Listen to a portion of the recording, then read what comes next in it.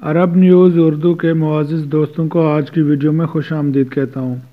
دوستو، زندگی کے بعد موت پہ برحق ہے اور ہم مسلمانوں کا یہ عقیدہ ہے کہ کل نفس ذائقۃ الموت، کہ ہر نفس کو موت کا ذائقہ چکھنا ہے۔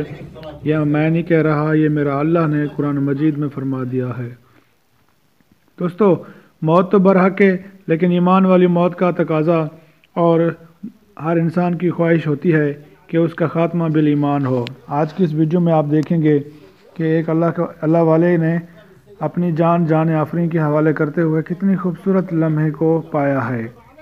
دوستو، یہ زیر نظر ویڈیو کویت کی ہے، جہاں پر کویت مقیم ایک فلسطینی بزرگ جس کا نام محمود عبداللطیف ہے، یہ ایک منگنی کی تقریب میں رسول اکرم صلی اللہ علیہ وآلہ وسلم کی سیرت طیبہ بیان کرتے ہوئے اللہ کو پیارے ہو گئے ہیں۔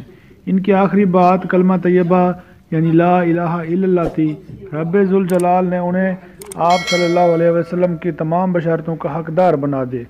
دوستو، ہماری دعا ہے کہ اللہ رب العزت اس بزرگ کی آخرت کو کروٹ جنت نصیب کرے اور کامیابی سے ہمکنار کرے۔